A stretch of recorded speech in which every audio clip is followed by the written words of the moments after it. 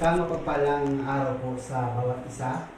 Tayo po ay sa araw nito ay araw ng linggo at ito po yung panahon at araw na tayo po ay muling magpuri at magpasalamat at sasamba sa Kanya sa Kanyang kadakilaan na ginagawa sa buhay natin. Sa kabila po na tayo ay nakakaranas po ng itong sa buong mundo ng virus nito, yung COVID-19. Kung ganun pa man, ay hindi po hadlang upang hindi tayo magpuri at sasamba sa Diyos.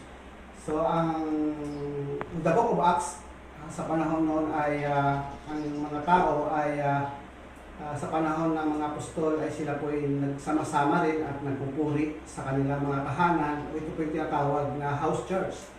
No, at sa panahon natin ngayon, tayo po ay sama-sama tayong sumasamba sa kanyang mga tahanan. No? Sa bila po na tayo ay wala mo ng service sa ating mga natawag nating hall worship, no? Kundi tayo ay muling magpupuri sa Diyos. So, sa oras nito, tayo muna ay yumuko at manalangin sa ating pagbungad na pagsamba sa Panginoon.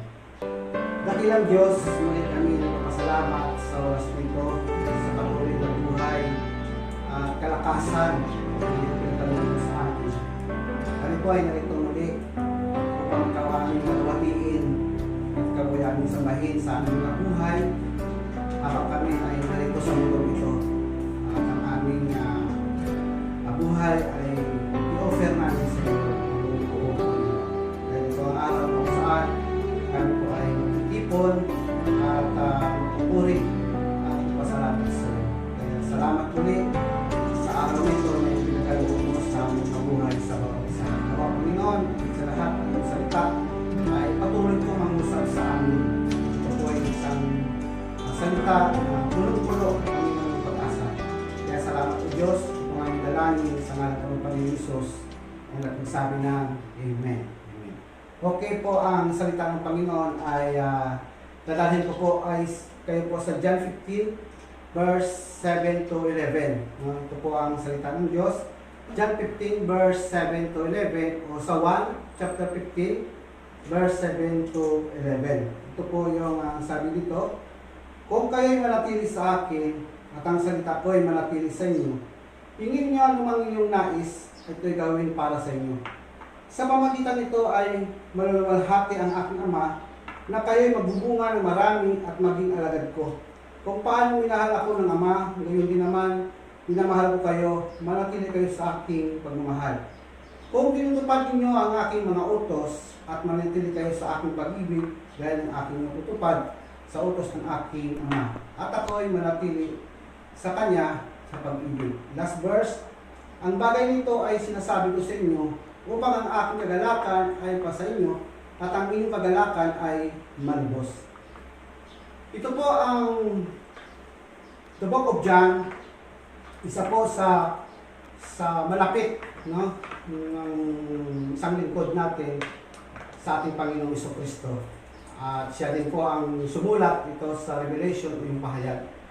Dito po sa sinasabi po nating Panginoong Jesucristo sa John 15, yung chapter nito ay patungkol po ito sa yung ubas, no, at isa po sa mga ginamit ng ating Panginoon sa kanyang mga alagad, sa kanyang pagtuturo. Jesus teaches about the vine and the branch. So ito po yung binasa natin kanina.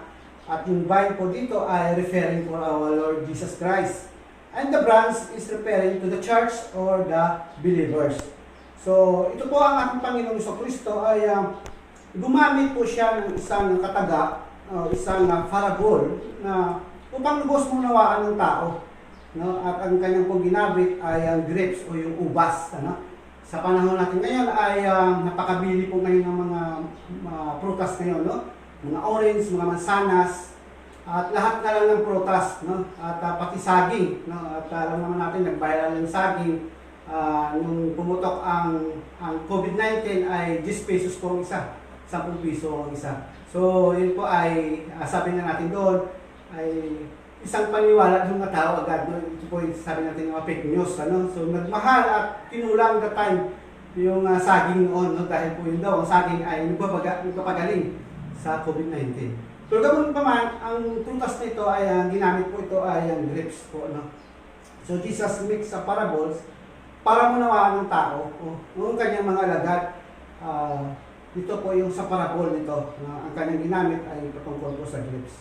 At yung grapes nito ay in the Old Testament, tingnan po natin muna, in the Old Testament, grapes symbolize the Israelite fruitfulness in doing God's work on the earth.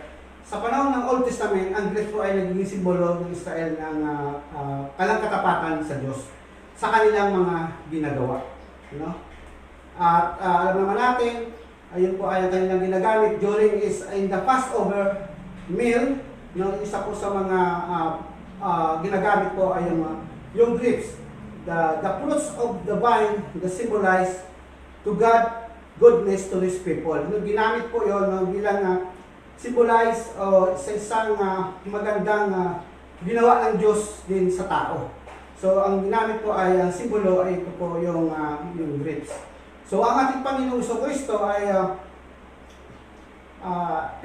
inaral niya po ito, no? Binahagi niya, itinuro niya doon sa kanyang mga apostol, no? So yun po, pag Passover, sabi nga natin dito sa Exodus 12:11-48, ito po yung kanilang laging ginagawa, no? Sila po ay kumakain, nag-celebrate po sila, tinatawag po natin yung pagdiriwa, no?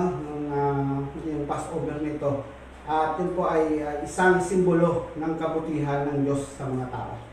So, ang ating Panginoong Kristo ay nangaral siya sa kanyang mga alagad.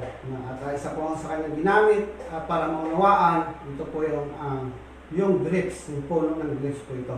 So, yun po, Christ is the vine, and the God is the gardener who cares for the branch to make him fruitful. The branch are those claim to be followers of Christ. So, sabi nga natin, ang Panginoong Kristo ay siyang puno, at ang Diyos ang nagdidilig at nagpapalago. And then, ang isang Kristiyano, sabi nga doon, the branch are those claim to be followers of Christ. So, kung ikaw ay isang branches, no, ikaw ay to claim, no, you are the followers of Christ. Alam naman natin na sa buhay natin Kristiyano, kapag tayo ay naglingkod sa ating Panginoong Hesus at buong puso, na siya po'y tinanggap natin bilang Panginoon at tagapagligtas, at sumusunod sa kanyang mga kalooban, you are the followers of Christ. No? Isa po doon sa layunin ng Panginoon na tayo ay patuloy na sumunod sa Kanya. So ang punong ito ay sabi nga natin napakatamis, no? At maraming bunga. At ito nga ay makintab na ang kanyang panglabas. Kaya nga sabi nga natin dito, kapag tayo ay sumasamba sa Diyos, kailangan mukhang ubas po tayo. Ganito ba? Yung ubas ay represent ng kagandahan ng ating panglabas at kalooban. No? So dito, ang Panginoong Kristo ay ginamit niya po ito yung parables. So gusto ko pong manuwaan, indirect po na sinabi ng Panginoong Hesus sa kanyang mga apostol, na sabi niya sa verse 3, sabi niya, nilinis ko na kayo sa aking mga salita. So dito, sinabi ng Panginoong Kristo na tayo ng mga Kristiyano, no, bagamat naglilingkod, isa po sa patay ng ating Panginoong Kristo ay to clean us, na tayo ay linisin tayo ng Panginoon sa pamamagitan po ng kanyang salita. No, hindi po tayo magkaunawaan o magkaintindihan kapag hindi po dumating ito sa iyo, no, yung mga bagay na ang Diyos po ay nangungusap, yung mga bagay na ang Diyos ay kinukulit ka sa buhay mo at inaayos po ang iyong buhay. So sabi ng Panginoon na napakahirap ang isang Kristiyano kapag hindi po na-encounter ang ganitong pamumuhay na hindi tayo tinutuwid ng Diyos. No, sabi nga doon, ang salita ng Diyos ang siyang magpababago sa buhay natin. No? At hindi lang yun, ang sabi doon sa chapter 13 verse 6 ng B, no, sabi niya, siya ang pumili sa atin, hindi tayo ang pumili. No? At pinapakita indirect din doon sa sinasabi niya sa kanyang mga alagad. Pinapakita ng Panginoon Hesus kung gaano tayo kahalaga. So sa mensahe ng Panginoon ay nais ko pong pamagatang ito na remain in me, I will produce. Ito po yung isang katagang nagsasabi na manatili ka sa akin at ako ang magbibigay sa iyo ng iyong pangailangan. So sa panahon natin ngayon ay ang ating pamayanan, yung ating bayan ay binigyan po tayo ng sabi ng ating government ay manatili tayo sa ating mga tahanan. Bakit ba tayo manatili sa panahon ng ganitong pangyayari sa crisis? Para tayo ay masave yung ating pamumuhay. O sabi nga doon, hindi tayo tatamaan ng virus nito. At mapaganda, ika nga, ang buhay natin. Kasi sa panahon natin ngayon ay napakahigpit po. At sabi nga natin, hindi natin nakikita ang ating kalaban. Dito po sa mensahe ng Panginoon, even our Lord Jesus Christ in John 15, sabi niya, manatili kayo sa akin. How many times na binanggit ng Panginoon sa John 15 is almost maybe 10 times. Remain in me. Manatili kayo sa akin. So lalo na sa panahon natin ngayon, na tayo po ay dumating sa ganitong crisis, kamusta na po tayo mga kapatid? Tayo ba ay nakatugon pa sa panawagan ng Diyos? O tayo ba ay mayroon pang, sabi nga natin dito, panahon para sa Kanya? Ito po yung isang nais ng Panginoong Hesus sa Kanyang mga sinasabi sa Kanyang mga lagat. Mga minamahal ng kapatid, dalawang point lang po ang aking ipagkaloob sa aking pagsamba o sa salita ng Panginoon sa binasa natin kanina. Remain in me, I will produce. Ang katagang remain in me, this is the word referring to the faithfulness, yung pagtitiwala natin sa Kanya. Sabi nga tayo ng mga Kristiyano na kilala sa Panginoon, sabi nga, ay tayo ay mamunga. Ano ba yung bunga na yun? Ito yung bunga ng kabutihan na paglilingkod natin sa Panginoon. Sabi natin, different fruits, different na bunga ang naranasan natin. Bakit? Ito po ang makikita sa ating buhay. At sabi nga ng Panginoon sa Kristo, kapag tayo namunga ng marami, nabibigyan natin ng kaluguran ng Diyos. Kung tayo gumagawa ng mabuti, ay nabibigyan natin ng kapurihan ng Diyos. Sasabi na ng Panginoon Isos, wala tayong magagawa kung hindi tayo nakakabit sa Kanya. So, ang kailangan po natin ay yung Panginoon Kristo, ang kanyang panawagan ay sa kanyang mga salita na binasa kanina is, remain in me, I will produce. Yun po yung ating mensahe o yung ating topic. So, dalawa lang po ito ang nakikita ko dito. Alam ko po na tayo mga Kristiyano ay manatili tayo. Remain as, stay, sa panahon natin ito, sa panahon sa ating mga tahanan. Alam ko, iba sa atin ay nainip na at gusto nang makawala sa tahanan nito. Pero ang layunin ng ating government ay manatili tayo sa ating mga tahanan. So, ganun din ang ating Panginoong Kristo, kanyang panawagan, remain in me. So, meron po akong dalawang nakikita po dito na napakahalaga po sa akin sa panahon nito.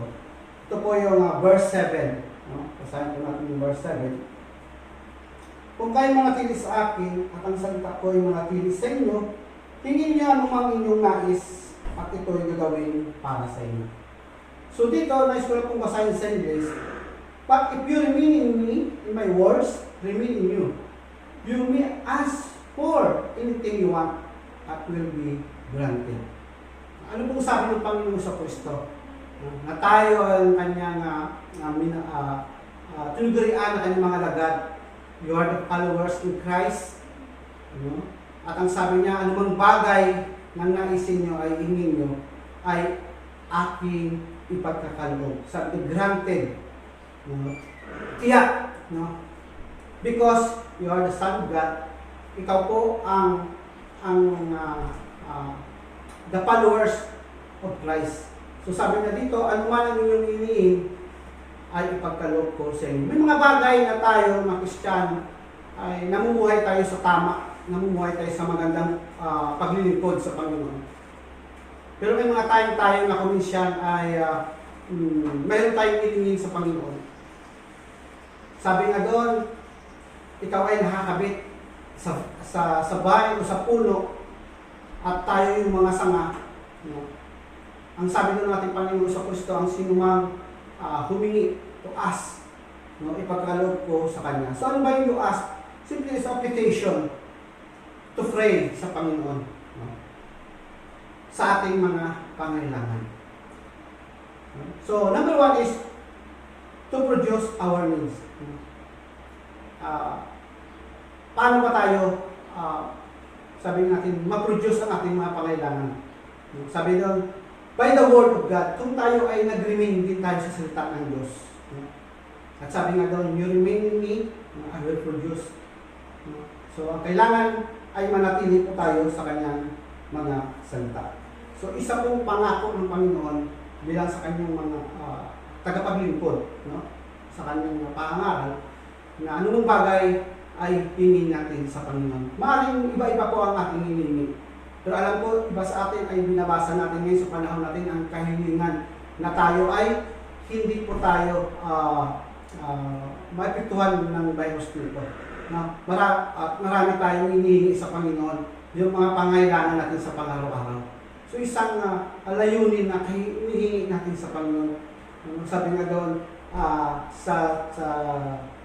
sa verse 16 ng Bino, the Father will give you as for using my name. No? Humingi tayo sama sa pamagitan ng pangalan ng ating Panginoon Kristo. Yung mga bagay na binibigyan natin ng sagrado o sinasabi natin salita ng Diyos na bigay ng kalakasan sa atin. Mahalaga po sa panahon natin ito na maalala natin yung mga pangako ng Diyos. Sabi nga doon, the promises of God, lagi natin po tingnan. Even sa ating mga pangaraw-araw na pangailangan. Sabi nga doon, the Lord Jesus Christ concerned people experience anxiety and worry. Our Lord Jesus Christ, concerned po siya. Sa mga panahon ito, yung mga Kristiyano na nababahala. At sabi nga natin dito, nagbigay po siya ng talata o yung sa kanyang mga salita doon sa Matthew chapter 6 verse 31 to 33. He gives a concrete word to the long life. So ano po ba yung to the long life na sinasabi ng ating Panginoon sa Kristo? Na tayo po ay manatili, no? At kanyang mga salita ay lubos na nakikita natin ng kanyang mga konkretong salita na siyang magpapahaba ng ating buhay. No? At sabi doon sa chapter 6 verse 33, no? Sabi doon, 31 and 33 sabi doon, kaya huwag kayong mabalisa, magsasabi ano man ang aming kakainin, ano man ang aming inumin, o ano man ang aming isusuot, sapagkat inahanap ng mga hintil ang lahat ng mga bagay nito. At pati ng iyong Ama ng langit na kailangan ninyo ang lahat ng bagay nito. Ngunit hanapin muna ninyo ang kanyang kaharian at ang kanyang katuwiran at ang lahat ng bagay ito ay pawang idaragdag sa inyo. So alam ng Diyos ang ating pangailangan araw-araw. Ang nais ng Diyos sa atin ay unahin natin siya. Sabi ng God, seek first. No? Unahin natin ang Diyos. God seek first, o seek God first, unahin natin ang Diyos. At siya ang magdaragdag ng ating mga pangailangan. Alam ko po na sa panahon natin ngayon ay marami na ang nag-worry. Hindi po natin po alam sa panahon natin ngayon kung ma-extend pa ito yung ating warranty. Dahil po napakahirap pasunurin ang mga Pilipino. Pero gano'n pa man sa Kristiyano, kung tayo po'y nagtiwala sa kanyang mga salita, at pinagkaloob sa atin yung salita ngayon na siya ang lubos na nag-encourage sa atin. Hunahin natin ang ating Panginoon. Alam naman natin kung ano po ang dapat natin gawin araw-araw, di ba? Manalangin, di ba? Magpasalamat, magpuri sa Diyos sa lahat ng bagay. Is give a concrete word to the long life. Ito po yung Matthew chapter 6 verse 31 or 33. So ano pa ang isang bagay na kailangan natin na ito ay ipinagkakaloob ng Diyos sa atin. Alam mo po, ang Diyos ay tapat at alam niya ang ating mga pangailangan. No? Sabi doon sa Philippians chapter 4 verse 6, no? Isa din sa binabanggit niya doon na tayo ay huwag tayong mag-alala, ito nga sabi doon. At huwag tayong mag-worry, no? Sabi doon sa Philippians chapter 4, no? 4 verse 6, ano sabi doon? Huwag kayong mabalisa. Anumang bagay, kundi sa lahat ng bagay sa pamagitan ng panalangin at pagsama na may pagpasalamat at ipapaalam ninyo sa inyong mga kahilingan sa Diyos. So, yung mga bagay na ating hinihingi ay dapat natin ipalalangin sa Diyos at ipagpupuri natin sa Diyos. Ang ating Panginoon sa Kristo is a concern us, no, sa lahat po ng ating pangangailangan. Alam po niya ang mga bagay anuman sa ating mga sarili. Kaya sabi niya, remain in me. Manatili po tayo sa Kanya at siya rin ay manatili sa akin. At lahat ng bagay ay Kanya po ipagkakaloob. Alam ng Diyos, dahil sabi nga natin dito, you are the followers in Christ. Ikaw po ang pagsunod ng ating Panginoon sa Kristo. So, sa Matthew 6 verse 31 to 33, He gives the concrete word to long life. And then, sa Philippians chapter 4, verse 6, sabi doon, do not worry. Manalangin, magpasalamat sa Diyos sa lahat ng bagay ay Kanyang ipagkakaloob. Sa buhay natin, alam ng Panginoon. Mga minahal kong kapatid, alam niya kung anong sitwasyon mayroon ka ngayon. So katulad sa kanyang mga lagat, kanya kong pinausap, nagbigay ng parable regarding sa grapes dito. Kapag tayo nakakabit sa Kanya, kapag tayo nakakabit sa Kanya, nandoon po yung flow, yung Kanyang kasagutan at ang Kanyang biyaya na ipagkaloob sa atin. Sa panahon natin ngayon, sabi ko nga, this the season is not the end of the world. This is the time to still remain our faithful to God. Sa panahon ngayon, hindi po katapusan ng mundo. Ito po yung oras na tayo manatili sa katapatan sa Diyos. At sabi nga natin dito sa ating katapatan at sa ating pong paglilingkod at pagtitiwala sa Kanyang salita, at kapag tayo nanatili sa Kanyang salita, pangahawakan natin ang mga salita na ating narinig. At ang sabi ng Panginoon sa Kanyang mga lagat, ano man ang hihingi ninyo, ay ipagkakaloob ko sa inyo. Your request is granted. Your request is granted. We believe our Lord Jesus Christ is alive. Magtiwala tayo sa Kanya. This is the matter of faith. Sabi nga, this is referring to the faithful to God. Pagtitiwala po sa Kanya. Pagtitiwala po sa Kanya. Kaya kung tayo itiwala, manatili sa Kanyang salita. Produce our will. Pinagkakaloob po ng Diyos ang ating mga pangailangan. Ano pa po ang pangalawa? Yung pangalawa po ay makita po natin sa verse 10. Verse 10, verse 11. Ito po ang ating pangalawa. Kung tinupad ninyo ang aking mga utos, ay manatili kayo sa aking pag-ibig, gaya ng aking pagtupad sa utos ng aking ama. At ako'y nanatili sa kanyang pag-ibig. Ang mga bagay nito ay sinabi ko sa inyo upang ang aking kagalakan ay mapasa inyo at ang inyong kagalakan ay malubos. Ano ba po ang binanggit po ng ating Panginoon sa Kristo? Sabi niya, kung tayo ay tinutupad lamang natin ng kanyang utos o kanyang mga salita. At ang sabi niya, ipagkaloob niya ang kagalakan mula sa akin at lubos-lubos ko ipagkaloob sa inyo. Sabi doon, at ang inyong kagalakan ay malubos. Ang ibig ko sabihin dito ng ating Panginoon sa Kristo, is a producing our joy. No? To produce joy. No? Yung ang malubos is a complete joy. No? Joy is the center in the triune God.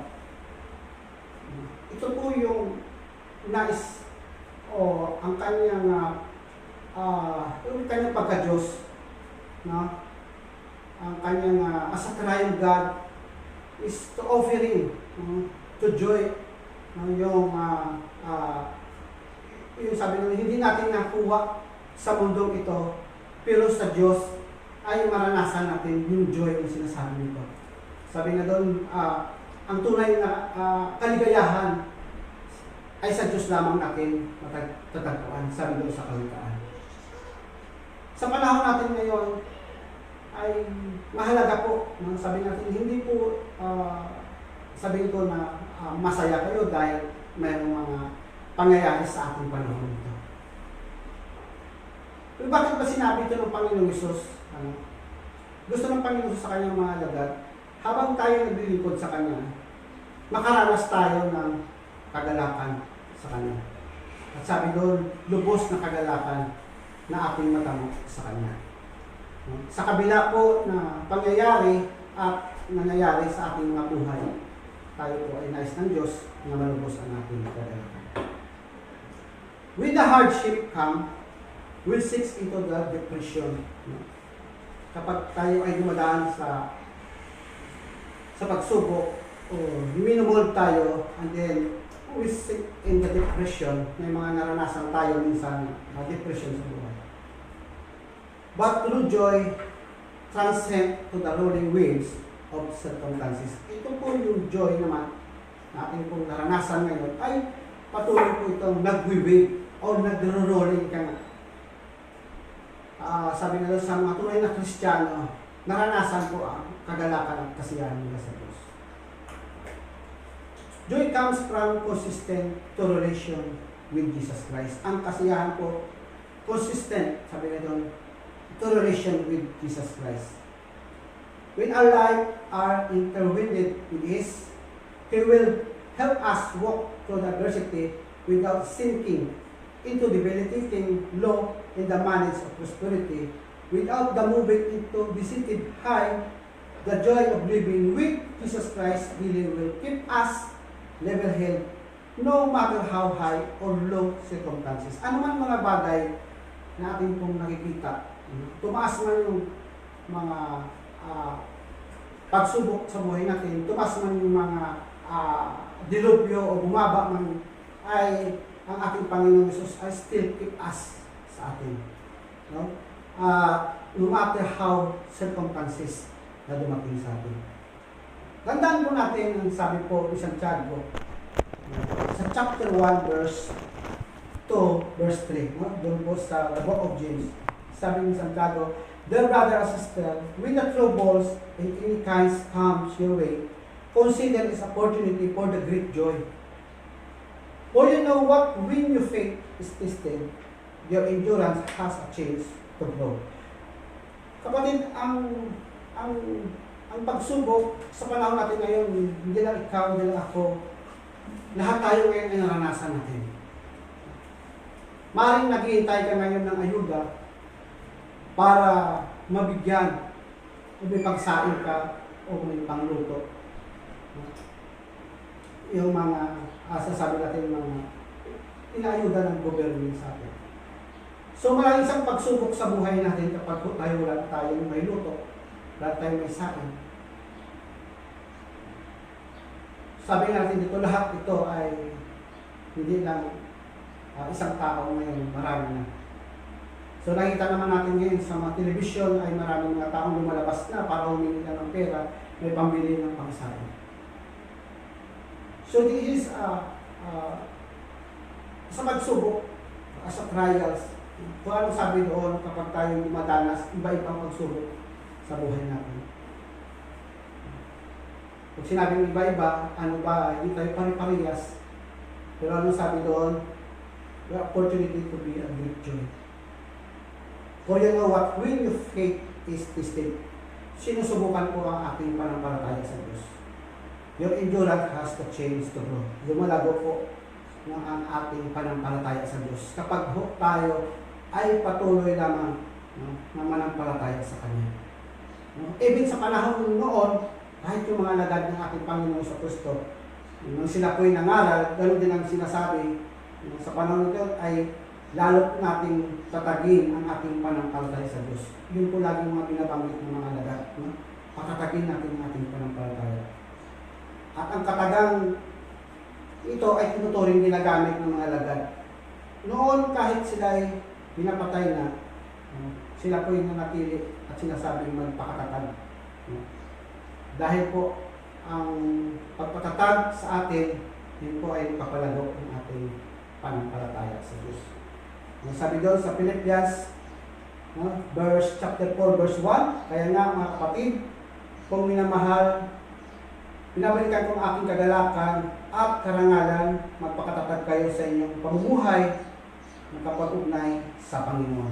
Sabi doon, magpakatatag tayo, na mayroon kaugnayan sa Diyos. Alam ko po na ang isang katagang pagpatatag ay ito po yung may kaugnayan sa Diyos. At ang nais ng Diyos sa ating ating katatagan ay manatili tayong mayroong kagalakan sa Kanya. Yung kagalakan na yun ay nagmumula sa Kanya. Hindi maaari tayo na tayo ay malagi na lang parang nakamukmuk kanya, o yung parang wala ng pag-asa. Kaya ang mga apostol noon, we encourage sa bawat isa magpakatatag tayo at magpuri at magpasalamat sa ating Panginoon Jesus. Tandaan po natin yung sabi doon sa Philippians chapter 4 verse 4, sabi po ng Apostol Pablo, rejoice in the Lord always. Again, I will rejoice always. Manatili tayong maglingkod sa Panginoon na mayroong kasiyahan. Dahil po yan po ang nais ng Diyos na tayo ay maglingkod po sa ating Panginoon na mayroong kasiyahan at nagpupuri sa Kanya. Amen po ba? At yun po isang dakilang papakita natin sa Diyos na tayo sa paglilingkod natin ay mayroon tayong kasiyahan na paglilingkod sa ating Panginoon. Ang lahat nito ay lilipas ika. Sabi ko nga, habang binabasa ko yung Biblia at ang salita ng Diyos, sa nangyayari natin sa atin, ang nagbibigay ng guidance po sa akin ngayon, sa akin, ito po is Ecclesiastes chapter 3. Nang lahat sa silong ng langit ang bagay na pangyayari ito, ito ay paulit-ulit lamang. Kaya nakikita ko po dito, sa mga panahon nang dumadating ito, mga sakuna, mga bagyo, mga lindol, mga virus na dumadating sa atin. Noon pa man ay may virus na. 1819 o 1918, ito po ay marami rin ang namamatay. So sabi nga natin dito sa Ecclesiastes, paikot-ikot lamang ang mundo. So lahat ay nangyayari. Pero but the word of the Lord ng ating Panginoon sa Kristo ay nais niyong mabigyan ng kasagutan ang ating mga kahilingan. So isang bagay ng nais ng Diyos ay manatili po tayo sa Kanya. Amen po ba? Remain in me, I will remain in you, ang sabi ng Panginoon Jesus. Remain in you, I will produce. Lahat po ng ating mga pangailangan ay ipagkakaloob ng Diyos sa atin. So yun, number 1, God will produce our needs. And number 2, will produce the joy of the Lord. Sa conclusion ko po dito, ang sabi doon, our salvation, God produced to save ourselves by His Son. So what is your need God produced for you? Sabi na natin dito, ang ating kaligtasan, ang ating kasalanan ay na-produce o na-provide ng Panginoon sa pamamagitan ng Kanyang anak. So ano pa ang ating kahilingan sa Diyos na hindi na kaya ibigay sa atin? Ito po ang salita ng Diyos, naway pagpalaan po kayo sa araw. Tayo po yung mabuhat ng manalangin. Dakilang Diyos, ang mamuli, maraming salamat sa iyong mga dakilang salita na nagalob sa araw ito. Sa pamamagitan po ng John 15, Panginoon, yung puno at ang bunga at yung bas po niyo. Na siya po nagdurugtong sa mga salita na nagbibigay buhay sa amin. Kaya maraming Maraming salamat po, Diyos, sa iyong kapilang pagmamahal sa amin. Kami ay patuloy na napili na paglingkod sa iyo, Panginoon. Maraming salamat po. Ang pagpapala ng ating Panginoon sa Kristo at ang pag-ibig ng Diyos Ama, kapisan ng Santong Espiritu, ay sumiyong lahat. Amen.